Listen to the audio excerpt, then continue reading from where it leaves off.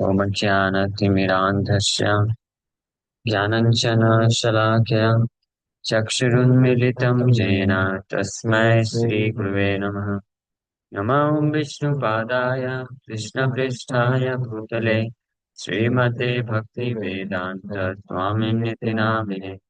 नमस्ते सारस्वती देवे गौरवाणी प्रचारिणे निर्विशेष शून्यवादी पाश्चात्यदेशतारिणे नित्यानंद नमस्तुभ्यं प्रेमानंदप्रदायिने कलौकल्मषनाथाय शान्वापते नमः। नमो महावदन्याय कृष्णप्रेमप्रदायते कृष्णाय कृष्णचैतन्य नामिने गौरसे नमः। जय श्री कृष्ण चैतन्य प्रभु नित्यानंद श्री अद्वैत गदाधर शिवासादि गौर भक्तवृंद। हरे कृष्णा कृष्णा कृष्णा हरे हरे हरे राम राम राम हरे हरे। हरे कृष्णा। सब सभी भक्तों का हार्दिक स्वागत है आज के परम पवित्र दिवस में। श्री नित्यानंद त्रयोदशी है। आज नित्यानंद प्रभु का प्राकट्य दिवस है। श्री नित्यानंद प्रभु की महिमा का हम लोग महिमा के ऊपर चर्चा करेंगे, लेकिन उसके पूर्व एक और विशेष स्थान है जहाँ पे हम लोग बैठे हुए हैं। इसका नाम है पाजक क्षेत्र। उडुपी में स्थित, उडुपी से लगभग 15 किलोमीटर पाजक क्षेत्र है। और यहाँ पे ही श्रीपाद मध्वाचार्य का प्राकट्य हुआ था। श्रीपाद मध्वाचार्य के बारे में थोड़ा सा चर्चा करेंगे। उसके पश्चात फिर श्री नित्यानंद प्रभु की महिमा का वर्णन करेंगे। तो श्रील प्रभुपाद जी मध्वाचार्य के बारे में लिखते हैं। चैतन्य चरितमृत मध्य लीला चैप्टर 9। महाप्रभु जब साउथ इंडिया यात्रा विजिट कर रहे हैं, जब श्रीपाद मध्वाचार्य ब्रह्म संप्रदाय में ही आते हैं और हम भी उसी संप्रदाय में आते हैं। तो इस संप्रदाय ब्रह्म मध्व गौड़ी संप्रदाय को हम बिलोंग करते हैं। मध्वाचार्य इस संप्रदाय के प्रोमिनेंट आचार्य हैं। चारों संप्रदाय के एक एक प्रोमिनेंट आचार्य हैं जिन्होंने उस संप्रदाय की शिक्षाओं को बहुत ही विस्तृत रूप में प्रचार प्रसार किए। जैसे श्री संप्रदाय के प्रोमिनेंट आचार्य हुए श्रीपाद रामानुजाचार्य, उसी प्रकार से ब्रह्म संप्रदाय के प्रोमिनेंट आचार्य हुए श्रीपाद मध्वाचार्य। और इसी संप्रदाय में आगे चल के माधवेंद्रपुरी दीक्षा लेते हैं और माधवेंद्रपुरी के फिर शिष्य ईश्वरपुरी और श्री चैतन्य महाप्रभु ईश्वरपुरी को अपने गुरु के रूप में स्वीकार करते हैं और कृष्ण भक्ति का प्रचार करते हैं। महाप्रभु भी इस स्थान में आए थे। हाँ। और श्रृंगेरी मठ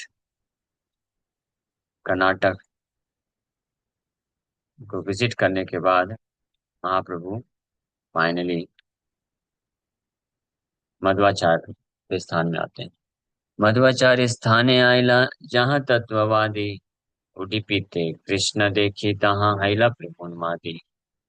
So Chaitanya Mahaprabhu next arrived at Udupi, the place of Madhvacharya, where the philosophers known as Tattvavadis resided. There he saw the deity of Lord Krishna and became mad with ecstasy. So Udupi जो main Udupi का क्षेत्र है, जहाँ पे उडुपी कृष्ण कृष्ण मठ के नाम से विख्यात है। तो पूरे भारतवर्ष में उडुपी में कृष्ण मठ बहुत विख्यात है। वहाँ पे हजारों लाखों की संख्या में लोग आते हैं दर्शन करने के लिए। वहाँ से लगभग 7-8 किलोमीटर दूरी पे मलपे बीच के पास बलराम जी का भी मंदिर है, बलराम टेम्पल। वो भी मध्वाचार्य के द्वारा स्थापित है। वही मलपे बीच पे ही उडुपी कृष्ण कृष्ण को प्राप्त किए थे मध्वाचार्य। और उडुपी कृष्ण मठ से लगभग 14-15 किलोमीटर की दूरी पे पाजक क्षेत्र है जहाँ पे मध्वाचार्य का जन्म हुआ था और बचपन यहाँ पे बीता था। यहाँ पे बहुत सारे क्षेत्र हैं। यहीं पास में ही वामनगिरी पर्वत है जिसके ऊपर दुर्गा देवी का मंदिर है। वहां पे मध्वाचार्य जाते थे पूजा करने के लिए। और एक आफ्टरनून उनकी माता ने उनको याद किया। ये हम जहाँ पे बैठे हैं ये कुटील है, मतलब नीचे है। अच्छा। हाँ। और यहीं पास में ही वामनगिरी पर्वत है। जब हम लोग आ रहे थे ऑटो से तो आपने देखा होगा एक बहुत ही पत्थर का जैसा पूरा पर्वत दिख रहा है। हाँ। वो वामनगिरी पर्वत है। उसी के टॉप में मंदिर है दुर्गा देवी का। तो मध्वाचार्य एक दिन गए थे पूजा करने के लिए। तो दोपहर हो गया। तो माता ने उनको पुकारा कि बेटा आ जाओ। उनका नाम पहले क्या था, वासुदेव नाम। तो लंच के लिए बुलाया। तो माता को वेट ना करना पड़े इसलिए मध्वाचार्य क्या किए, उसी हिल से इमीडिएटली वहां से जंप किए और विद इन सेकेंड पहुंच गए। और जब जंप किए तो जिस पत्थर के ऊपर जंप किए तो वही पद चिन्ह उनके बने हुए हैं, आज भी वो है। हम लोग वहां पे जाके दर्शन करेंगे। हाँ। तो ऐसे इस प्रकार से अनेकों ऐसे पास टाइम है श्रीपाद मध्वाचार्य के जो इस क्षेत्र में हुए हैं। हाँ, यहाँ से वो स्थान भी है जहाँ पे मध्वाचार्य अपने पिताजी के ऋण को चुकाए थे। वो भी स्थान है। तो Shripad Madhvacharya took his birth near Udupi, which is situated in the south Kannada district of South India, just west of Sahyadri. This is the chief city of the South Kannada province and is near the city of Mangalore, which is situated in the south of Udupi. हम लोग जब उतर के आए थे Mangalore station उतरे थे। तो उडुपी के दक्षिण में है मैंगलोर। और पाजक क्षेत्र भी मैंगलोर के पास में ही है और उडुपी से साउथ की तरफ है। Near the city of Udupi is a place called Pajaka Kshetra, where Madhvacharya took his birth in a Shivalli Brahmin dynasty as the son of Madhyageha Bhatt. उनके पिता का नाम क्या है, Madhyageha Bhatt. In the year 1118, 1118 ईस्वी में। According to some he was born in the year 1238। कुछ लोग के अनुसार 1229 बोलते हैं लेकिन कुछ लोग के अनुसार 1118 ईस्वी में जन्म लिया। In his childhood, Madhvacharya was known as Vasudev, and there are some wonderful stories surrounding him. It is said that once, when his father had piled up many dates, Madhvacharya converted tamarind seeds, इमली ना, tamarind मतलब इमली, seeds into actual coins to pay them off। वो स्थान है जहाँ पे वो इमली का वृक्ष है, जहाँ पे। तो बचपन में मध्वाचार्य के पिताजी के ऊपर ऋण था। वो ब्राह्मण थे, उनका नाम मध्यगेह। और उनके ऊपर ऋण होने कारण मध्वाचार्य इमली के बीज को कॉइन में बदल देते हैं और इस प्रकार से ऋण उनका चुका देते हैं। When he was 5 years old, he was offered the sacred thread। जब 5 वर्ष के थे तब उनका दीक्षा उपनयन हुआ था। A demon named Maniman lived near his abode in the form of a snake, and at the age of 5, Madhvacharya killed that snake with the toe of his left foot। तो इसी पाजक क्षेत्र के पास में ही एक असुर रहता था जिसका नाम था मणिमान। एक सर्प के रूप में रहता था। मध्वाचार्य 5 साल के ही थे उस वक्त। अपने पैर के बाएं बाएं पैर के अंगूठे से बाएं पैर के अंगूठे से उसको मार दिए, उस राक्षस को वध कर दिया। When his mother was very much disturbed, he would appear before her in one jump। और जब भी कहीं भी रहते थे पूरे गांव में या पूरे क्षेत्र में, उनकी माँ जैसे उनको पुकारते थे, याद करती थी, डिस्टर्ब हो जाती थी कभी भी, तो एक जंप मार के तुरंत आ जाते थे पास में। हाँ। वायु देवता के अवतार हैं इसलिए इमीडिएटली पहुंच जाते हैं। He was a great scholar even in childhood. बचपन से ही महान विद्वान हुए वो। And although his father did not agree, he accepted sannyasa at the age of 12। हालांकि उनके पिताजी स्वीकार नहीं किए, लेकिन उन्होंने 12 वर्ष की उम्र में ही संन्यास ले लिया। हाँ। तो बस ये एक ऐसा आदेश है जिसमें कोई अपने पिताजी के आदेश का उल्लंघना कर सकता है क्या? कि विवाह करूं या ना करूं, इसमें कोई अपराध या पाप नहीं लगेगा। अगर पिताजी नहीं चाहते कि आप संन्यास लो, लेकिन फिर भी आप संन्यास ले लेते हैं, तो आपको अपराध नहीं लगेगा। तो मध्वाचार्य 12 वर्ष की उम्र में ही संन्यास ले लिए, हालांकि उनके पिताजी ये सहमत नहीं हुए इस चीज से फिर भी। So upon receiving sannyas from Achyut Preksha, he received the name पूर्ण प्रज्ञा तीर्थ। उनके संन्यास गुरु का नाम था अच्युत प्रेक्षा, और संन्यास लेने के बाद उनका नाम हो गया पूर्ण प्रज्ञा तीर्थ। तो मध्वाचार्य का एक और नाम क्या है? पूर्ण प्रज्ञा तीर्थ। So after traveling all over India, he finally discussed scriptures with Vidyasankar, the exalted leader of Sringeri Mutt। Sringeri मठ भी पास में ही है, कर्नाटक में ही। महाप्रभु उडुपी आने के पहले श्रृंगेरी मठ होके आए। तो श्रृंगेरी मठ पूरे भारतवर्ष में भ्रमण करने के पश्चात मध्वाचार्य अ, जो है श्रृंगेरी मठ के लीडर विद्याशंकर के द्वारा शास्त्रों पे चर्चा करते हैं। Vidyashankar was actually diminish in the presence of Madhvacharya. और हालांकि मध्वाचार्य बड़े छोटी उम्र के थे, एज कम था, लेकिन विद्याशंकर अ, जो है उनका अस्तित्व ही खत्म हो गया। Actually diminished in the presence of Madhvacharya means Madhvacharya defeated Vidyasankar completely, and his existence was diminished in the presence of Sripad Madhvacharya. So accompanied by Satyatirtha, Madhvacharya went to Badrik Ashram। अपने साथ एक शिष्य हैं सत्यतीर्थ को लेकर के मध्वाचार्य बद्रिक आश्रम जाते हैं। बद्रिक आश्रम, it was there that he met Vyasadeva and explained his commentary on the Bhagavad Gita before him। तो गीता के ऊपर व्याख्या लिख के गए थे, टीका लिख के गए मध्वाचार्य। और जब बद्रिक आश्रम पहुंचे तो वहां पे वेद व्यास जी से मुलाकात होता है उनका, और वेद व्यास जी को के सामने अपना भगवत गीता का टीका वो प्रकट करते हैं। Thus he became a great scholar by studying before Vyasdev. Vyasdev के सामने ही वो अध्ययन किए और महान विद्वान स्कॉलर बन गए। By the time he came to the Anand Mutt from Badrik Ashram, Madhvacharya had finished his commentary on the Bhagavad Gita। Madhvacharya बद्रिक आश्रम से आने के पश्चात आनंद मठ आने के तक मध्वाचार्य गीता के ऊपर अपनी पूरी कमेंट्री को कंप्लीट कर लेते हैं। और फिर when his companion Satyatirtha wrote down the entire commentary, when Madhvacharya returned from Badrik Ashram, he went to Ganjam, which is on the bank of the river Godavari। There he met with two learned scholars named Shobhan Bhatta and Swami Sastri। Later, these scholars became known in the disciplic succession of Madhvacharya as Padmanabh Tirth and Narahari Tirth।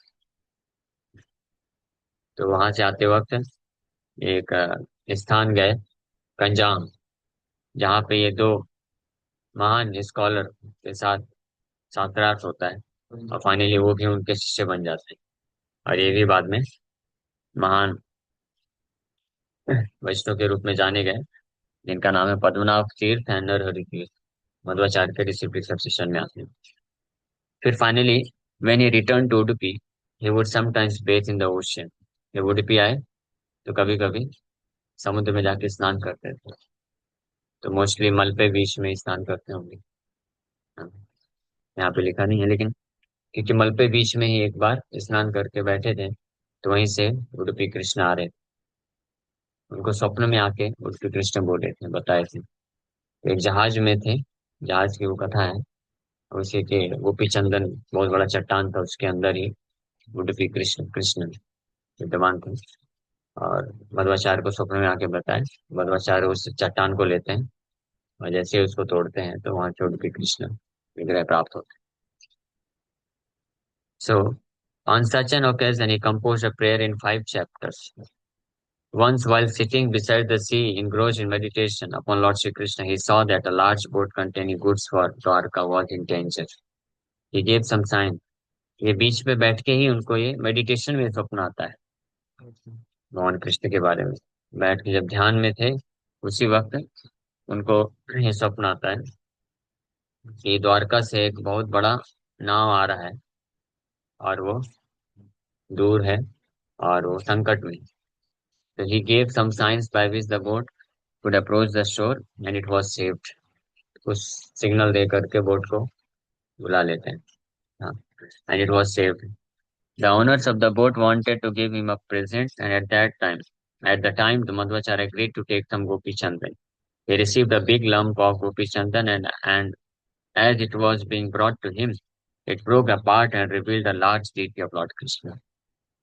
तो जब इस प्रकार से नाव को बचाए, तो मध्वाचार्य, हाँ, वो जो ऑनर था, मालिक था, कुछ देना चाहता था मध्वाचार्य को। तो मध्वाचार्य उससे गोपी चंदन डिमांड की कि आप मुझे गोपी चंदन दे दो द्वारका से। तो गोपी चंदन वो लाके जैसे ही दे रहा था, जो चंदन टूट गया, एंड उसमें से आ, भगवान कृष्ण के एक विग्रह प्राप्त होते हैं। The deity had a stick in one hand and a lump of food in another।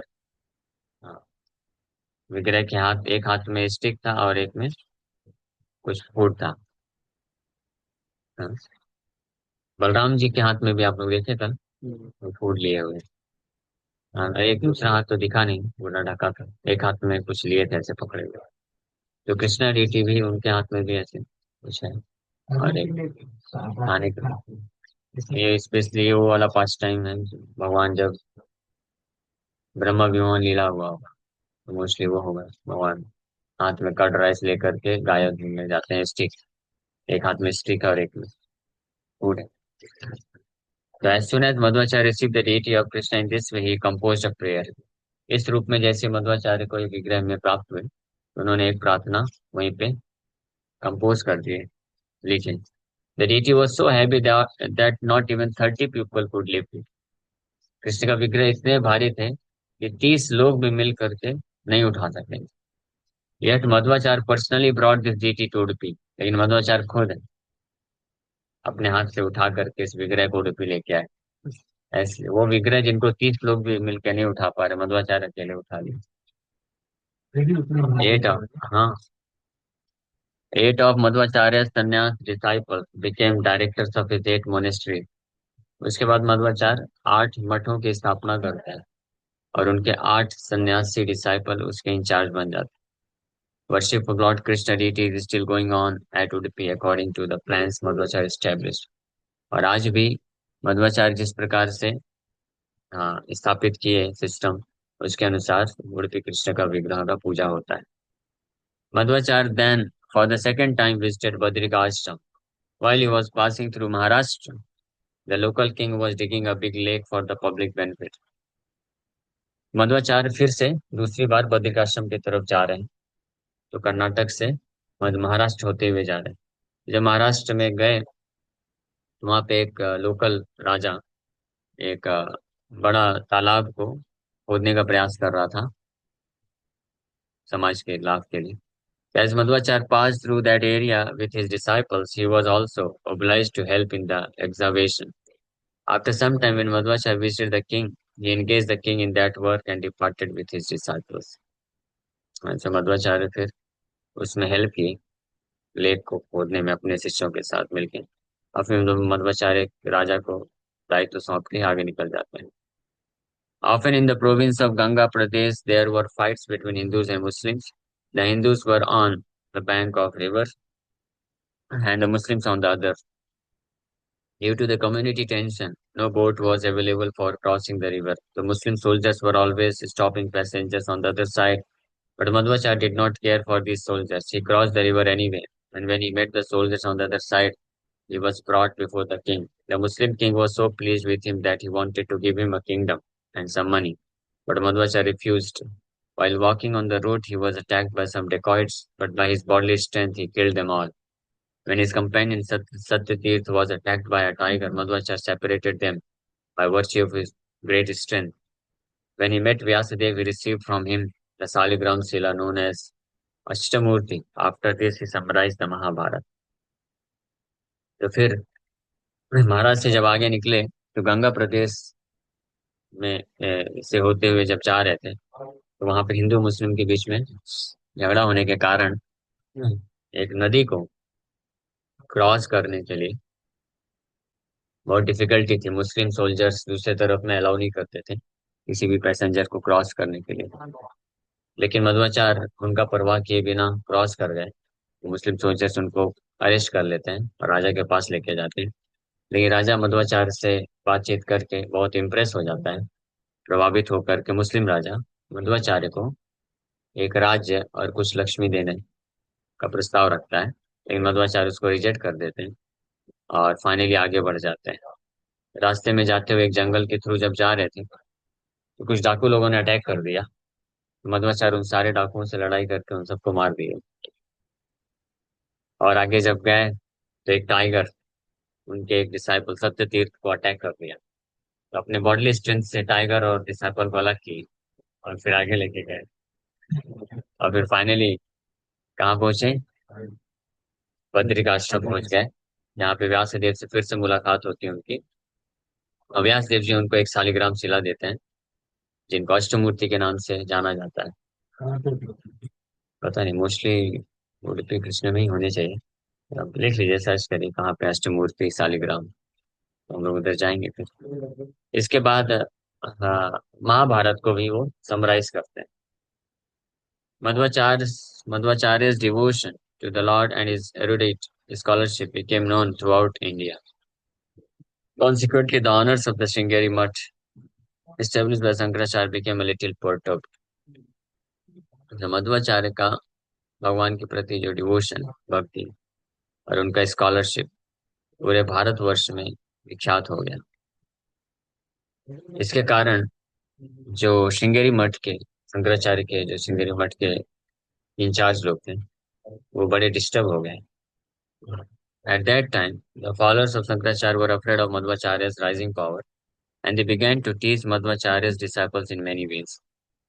तो मध्वाचार्य से डर के कारण शंकराचार्य के फॉलोवर जो है मध्वाचार्य के शिष्यों का अनेकों प्रकार से उपहास करना चालू कर दिए।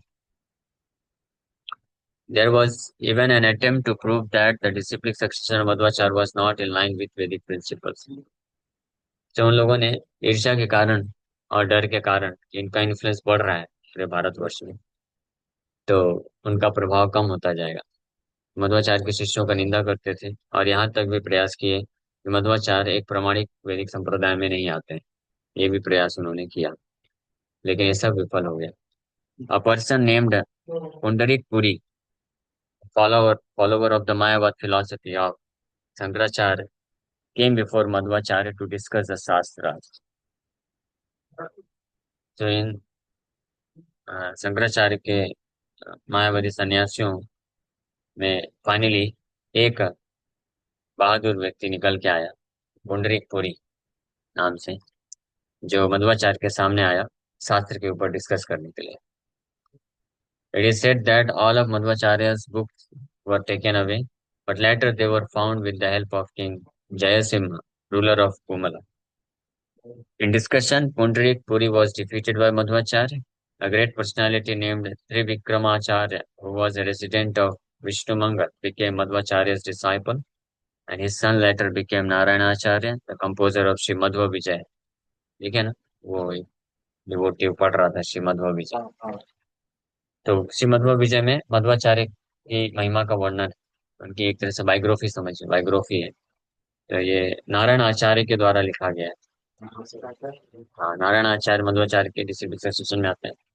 नारायण आचार्य मध्वाचार्य के एक शिष्य हुए, जो महान अ, वैष्णव हुए, त्रिविक्रम आचार्य। उनके उनके पुत्र थी नारायण आचार्य, और नारायण आचार्य ही मध्वाचार्य के ऊपर मध्व विजय, श्री मध्व विजय करके एक ग्रंथ लिखते हैं। सो फाइनली वो जो पुंडरीक पुरी आए थे श्रृंगेरी मठ के शंकराचार्य, पुंडरीक पुरी, उनका मध्वाचार्य के साथ शास्त्रार्थ होता है। मध्वाचार्य उनको डिफीट कर देते हैं। After the death of Trivikramacharya, the younger brother of Naranacharya took sannyas and later became known as Vishnu Tirth. So त्रिविक्रमाचार्य के देहांत के बाद उनके छोटे बेटे यानी नारायण आचार्य के छोटे भाई संन्यास लेते हैं और विष्णु तीर्थ के नाम से विख्यात होते हैं। वो नेक्स्ट आचार्य डिस्ट्रिक्ट सक्सेशन में आगे बढ़ते हैं। It was reputed that there was no limit to the bodily strength of पूर्ण प्रज्ञा मध्वाचार्य। ये बताया जाता है कि मध्वाचार्य का जो शारीरिक शक्ति था उसका कोई सीमा नहीं। मीन्स असीमित रूप से वो बलशाली थे। हाँ, बजरंगबली या वायुदेव के incarnation. So there was a person named Keranjari who was famed for possessing the strength of 30 men. Madhvacharya placed the big toe of his foot upon the ground and asked the man to separate it from the ground. But the great strong man could not do so even after great effort. Srila Madhvacharya passed from this more material world at the age of 80 while writing a commentary on the Aitareya Upanishad. For further information about Madhvacharya, one should read Madhva Vijay by Narayana Acharya. So, Madhvacharya एक व्यक्ति था जिसका नाम था कड़ंजरी, जिसके जो बहुत ख्याति था कि 30 आदमियों के बराबर उसके पास गॉडली स्ट्रेंथ था। 30 में 30 आदमियों के बराबर। हाँ, लेकिन मध्वाचार्य, हाँ, एक अपना ये चैलेंज है। हाँ, मध्वाचार्य अपना पैर जमीन पर रखे और पैर का अंगूठा और उस व्यक्ति को बोले कि इसको बस धरती से अलग करके दिखाओ। वो व्यक्ति कर नहीं पाया। तब इमेजिन, हम लोग इमेजिन भी नहीं कर सकते कितने पावरफुल रहे होंगे जब 30 आदमी का बल रखने वाला व्यक्ति मध्वाचार्य के अंगूठे को हिला भी नहीं पाया। तो मध्वाचार्य इस भौतिक संसार में 80 वर्ष की उम्र तक रहे और ऐतरेय उपनिषद की व्याख्या करते हुए वो शरीर को छोड़ी। इसके बारे में और इन्फॉर्मेशन श्री मध्व विजय नारायणाचार्य के द्वारा जो ग्रंथ है उसको हम पढ़ सकते हैं। पता करिएगा, अगर इंग्लिश में अवेलेबल है तो ले लें। है? ये कौन सा है? अच्छा, पारदर्शी।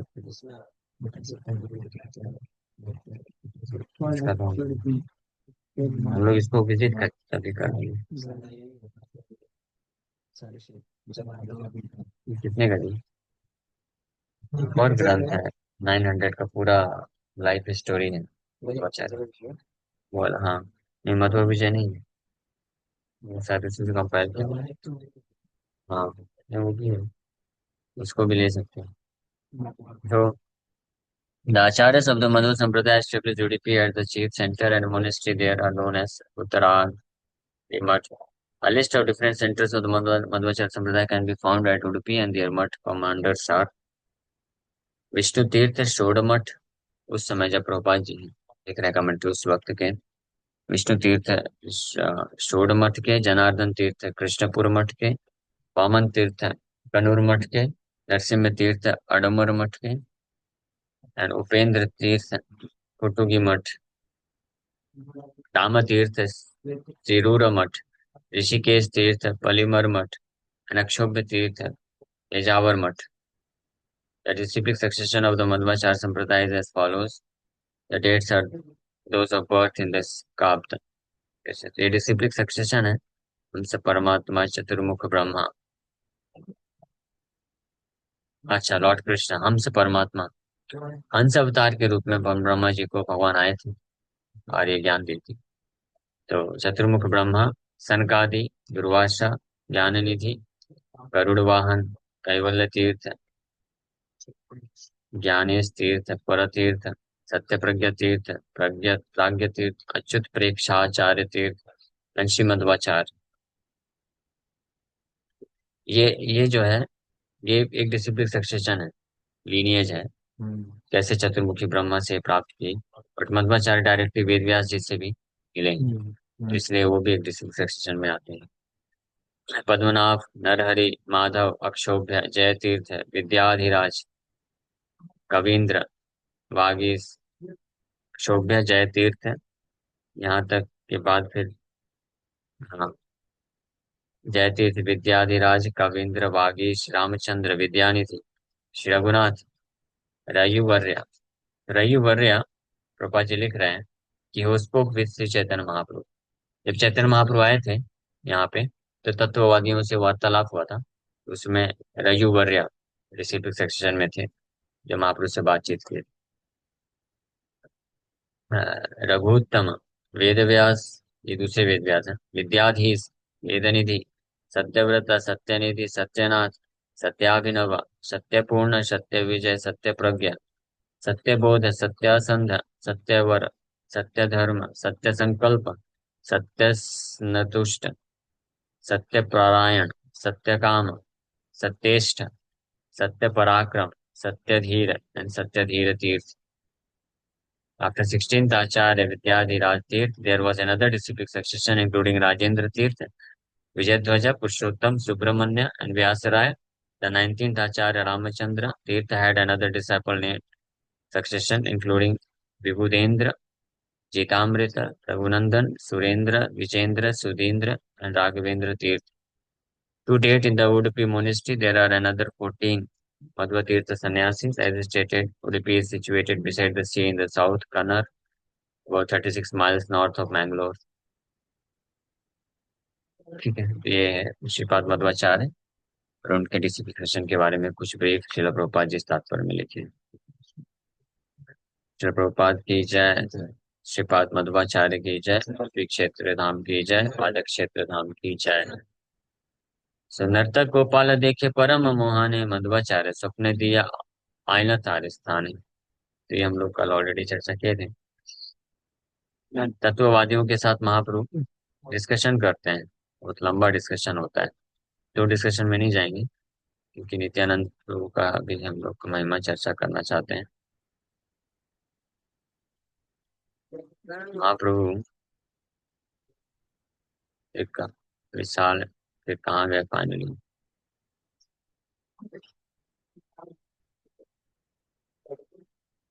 Thus, Sri Chaitanya Mahaprabhu broke the pride of Tattvadis to pieces. Then he went to the holy place known as Falgu Tirth. Falgu Tirth Mahaprabhu फिर जाते हैं।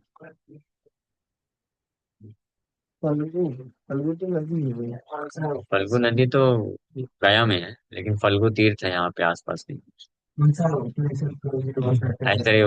ऐतरेय सबे एक गुण देखी तोमार संप्रदाय, सत्य विग्रह करी ईश्वर करे निश्चय। महाप्रभु बोले फाइनली तत्ववादियों को, the only qualification that I see in your sampradaya is that you accept the form of the lord as truth.